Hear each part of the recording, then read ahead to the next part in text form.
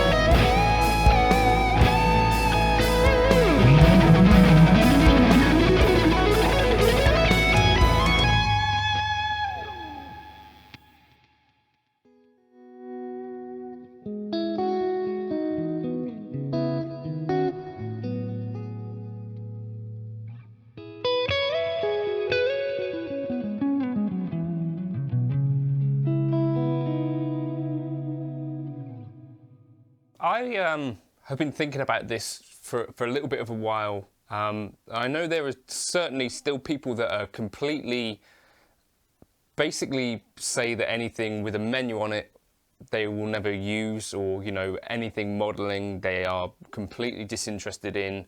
And I guess I kind of feel like because of this worldview, potentially people might be missing out on some of what is good about modeling. So I kind of just wanted to think about that in this video. If you've got your own reasons why you hate modeling, please feel free to leave them in the comments and help the video reach more people in that way. But the idea here is, I'm not someone who necessarily is trying to convert anyone to using modeling. I'm someone who, the history with me goes back to, I think the Pod XT Live was the first modeler that I had.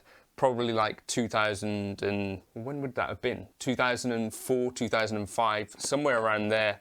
I used to go around and record with my buddy who played bass, Sam Hester, and we would record stuff, and we kind of figured out a lot of stuff together in terms of, working with audio interfaces. The first time we tried to record to a click with that, we were like, why is this totally out of time? I swear we don't play this out of time. And we found out things about latency, ASIO drivers and all that sort of stuff. We had real amps, and then we tried some other bits and pieces. But yeah, I got a Pod XT Live, and I used to use that in full cable method with amps and stuff, or when I was recording. So I used to do quite a lot of recording because I was a fan of things like Periphery and Misha Mansour at the time, kind of just recording home stuff and trying to make music. So I'm very used to, for sort of like 20 years now, the idea that there is a world of making music which doesn't involve an amp. Now, I think that's a new thing for certain people, but it's also kind of, I was watching Leon Todd on his Gear podcast with Troy the other day, kind of talking about how, a teenager growing up today may very realistically be in a situation where actually a plugin makes more practical sense than buying an amp. And people like Pliny, for instance, say that they've basically got to where they are in their careers, you know, where they're actually now, you know, touring original music without ever playing an amp. You know, you just record direct. It's an interesting kind of thing for me.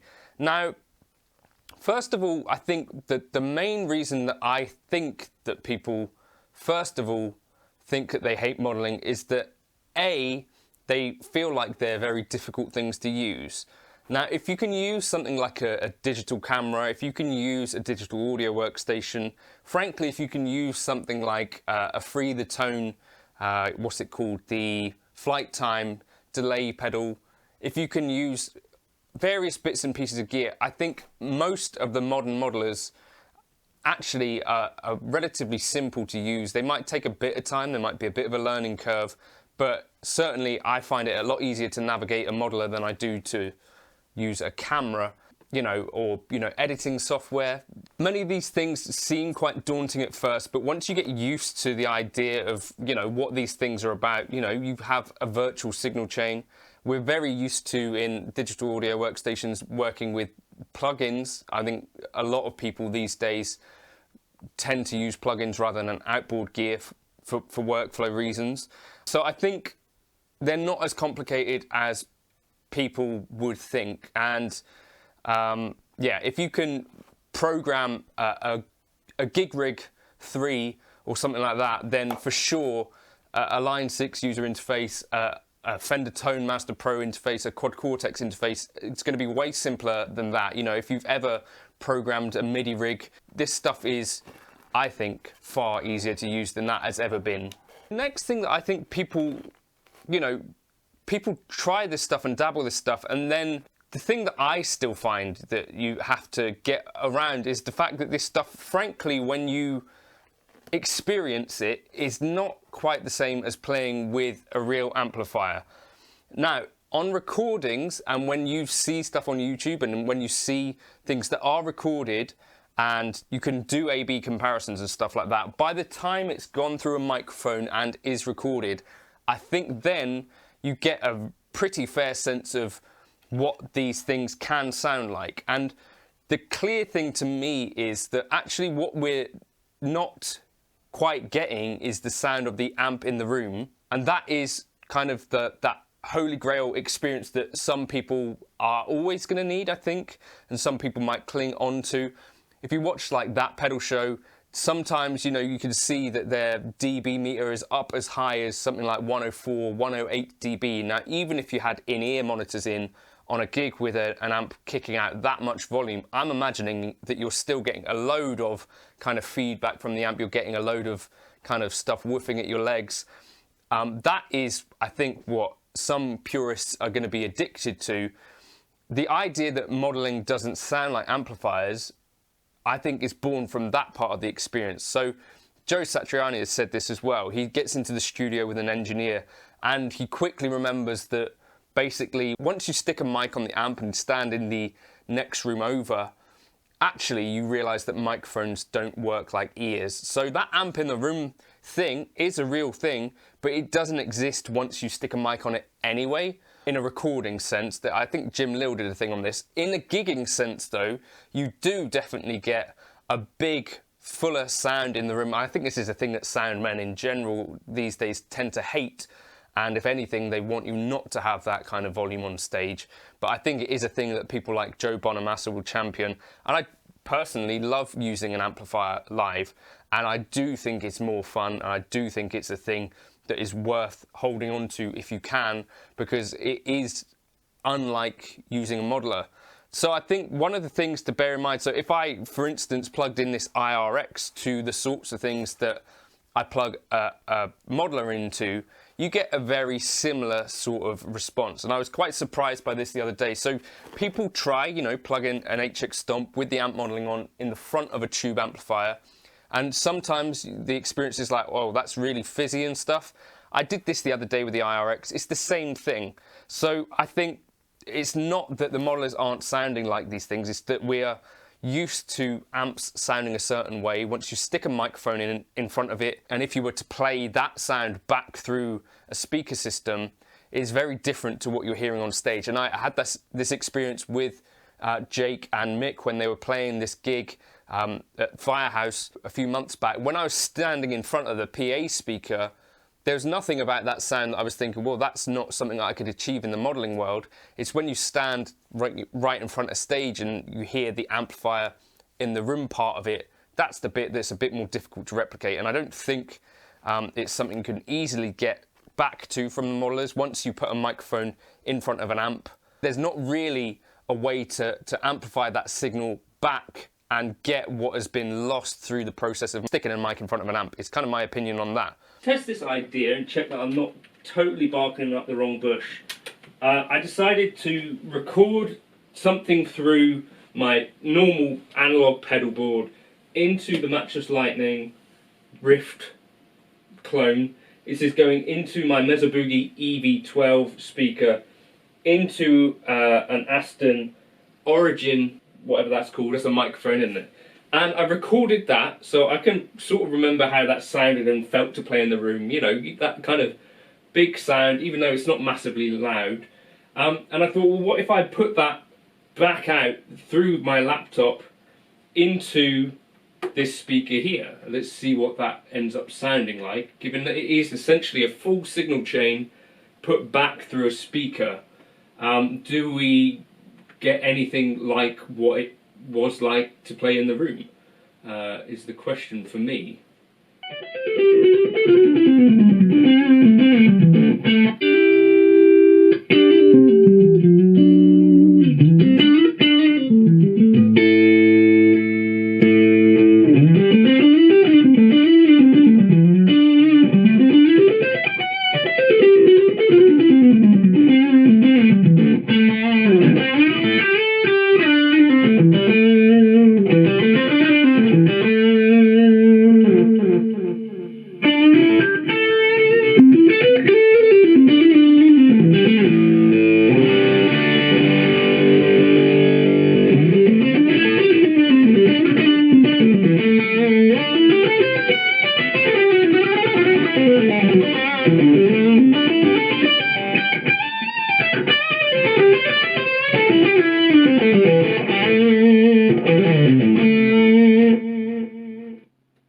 Still sounding pretty good to me there, but as you turn it up, I'm definitely getting more of that kind of, oof, that's hurting my ears type thing. And now this is going to be somewhat, I guess, reminiscent of yesterday when I plugged the Friedman in front of this, going into the front of an amp. This is about the worst representation of how you can get your modeler to sound.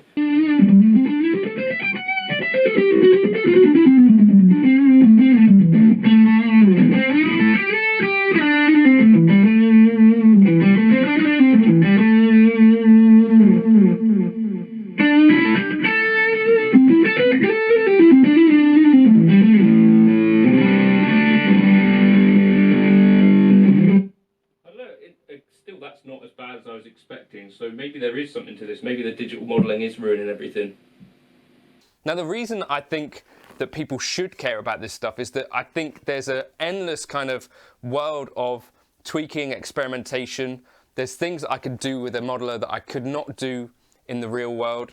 There are loads of fun things, you know, like I've watched that pedal show with Joey Landreth and I've built these presets that kind of built on some of those ideas around then. I think there's probably a lot of us guys that are into modeling and amps that try ideas that we've seen in the real world from that pedal show. Like you might watch Andy Timmons on there. I built stuff around his rig.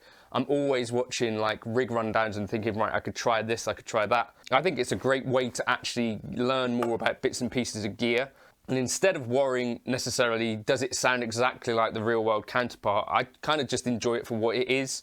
And also it doesn't cost in a way that actually experimenting with real gear in the real world for real people does involve lots of money. And I think it's a different thing if you're getting sent stuff for free. This is John from the future. I also found this video of Mick playing through Amplitude 4, and I figure if even Mick from that pedal show, who I think you put firmly in the purist category, can find some positives with Amplitude 4, I'm pretty sure he'd be able to get some real enjoyment out of some of the more modern stuff, you know, whether that might be, you know, some fractal gear or line 6 gear. But I think that's definitely not his bag, but you know, just food for thought. That is kind of difficult to kind of conceptualize or, you know, remember how things might have been, where, you know, every single overdrive pedal, every delay pedal, everything like that is costing serious money. So those are some of the reasons that I love modeling. I actually thought about, I got this IRX the other day, I thought, could I dial in something, you know, vaguely similar with the Stomp? How long would that take? So I kind of did that. It's been the case, I think, all along, that basically you need to tame the high end of modelers, is what I found. You know, it's what I was doing 20 years ago with the XT Live, you know, sort of rolling things off. And once you've done that, I'm actually really happy in the modeling world, and it means that I can record at any volume.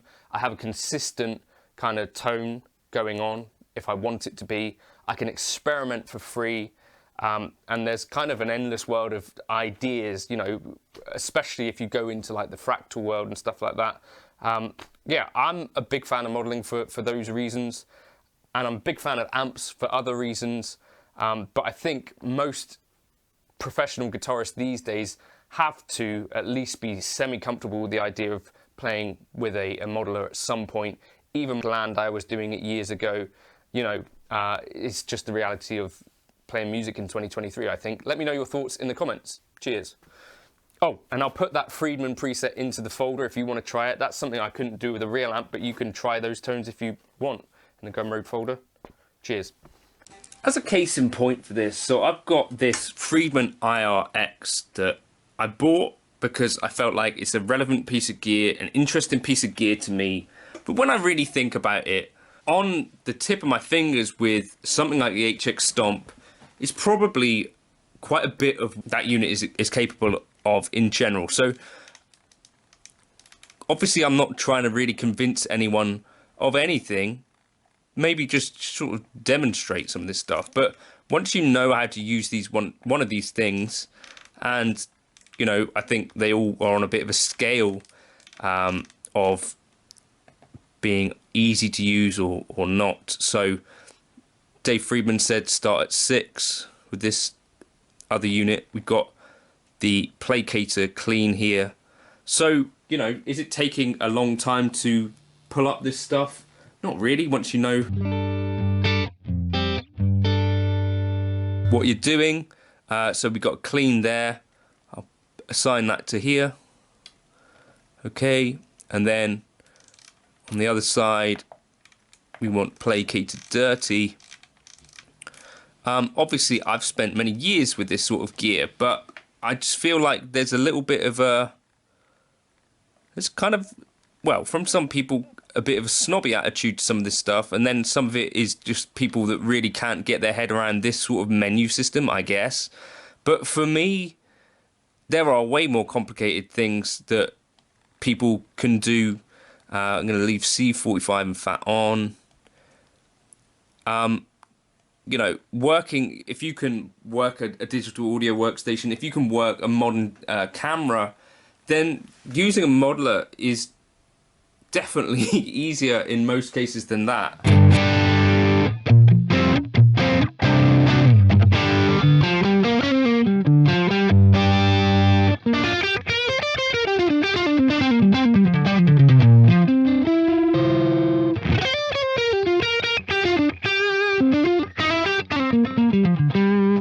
Now I could even assign now the HBE switch down to here, controller, that one there, which is foot switch 2.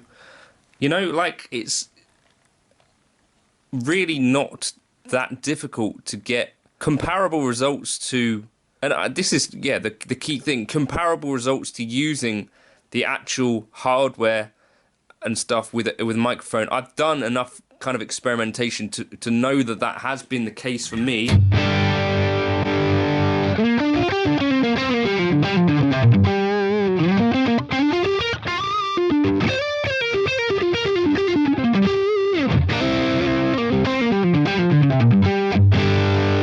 So I've now basically got something like the Friedman IRX, you know, what is it taken? A few minutes. And yes, it's not exactly as easy to use necessarily as that in some ways, but equally it's nowhere near as limited either. Now I can go and pull up, I don't know, if I've not run out of juice, I could pull up a Hall reverb or a plate or something like that.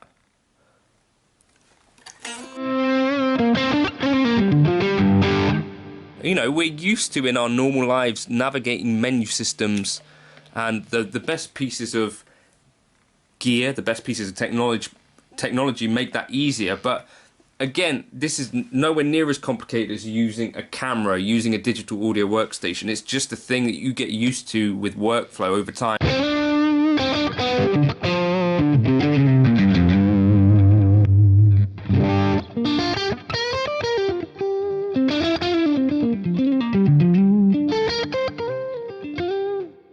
But I think most serious working musicians in the real world these days have had to use a modeler at some point. You know, if you're flying to Djibouti for 2 days, you're probably not going to find that they have your ideal kind of amplifier there. You might find that you're needing to record direct in the middle of the night at a hotel room. I think most people that are making money in the music business have had to use a modeler at some point.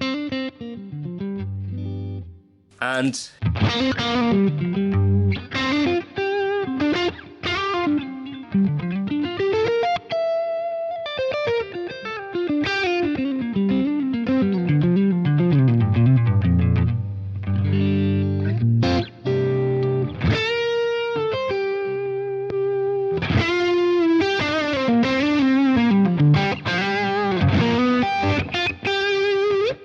it's never, I don't think, been a better time to jump on board with one of the kind of cheaper solutions to this and maybe give it a go to try and get your head around it. I don't think it's half as bad as people make it out to be.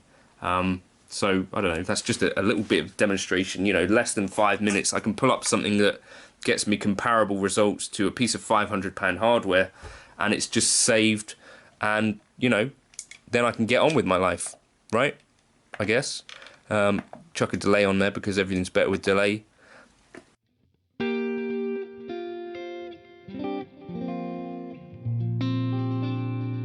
You got your full signal chain in here if you want it, or you can have something really simple. It's basically modeling is just like the real world, except for there's less cables, I guess, and less knobs, except for the ones on YouTube talking about it.